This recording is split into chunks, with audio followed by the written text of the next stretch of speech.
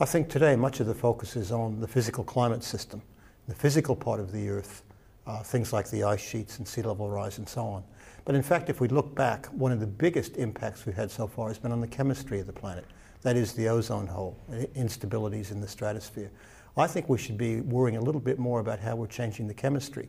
We're changing it in the troposphere, in the bottom part of the atmosphere, as well as the stratosphere. But we shouldn't forget that we're changing the chemistry of the land and the ocean. The ocean is becoming more acidic. The land has a lot more reactive nitrogen compounds, for example, accumulating in the soils and so on. Now, these are very slow changes, but I suspect they may trigger surprises in the next couple of decades, surprises that we aren't even thinking about today. Yeah, I mean, there is an example here that people know about, and that's the coral reefs. Yeah.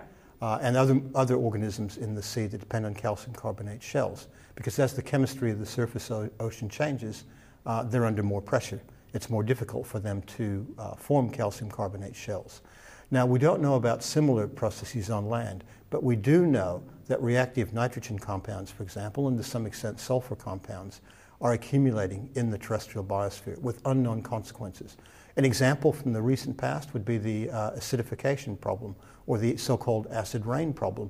Again, it's a regional change in chemistry that first surprised people, then it became well known, then it became solved. But now we're doing things on a global scale. We're changing the chemistry of the soils, of the terrestrial biosphere, and there we have much less understanding of what this might imply. So I would expect some surprises in the land system based on the slow acidification of many of our terrestrial ecosystems.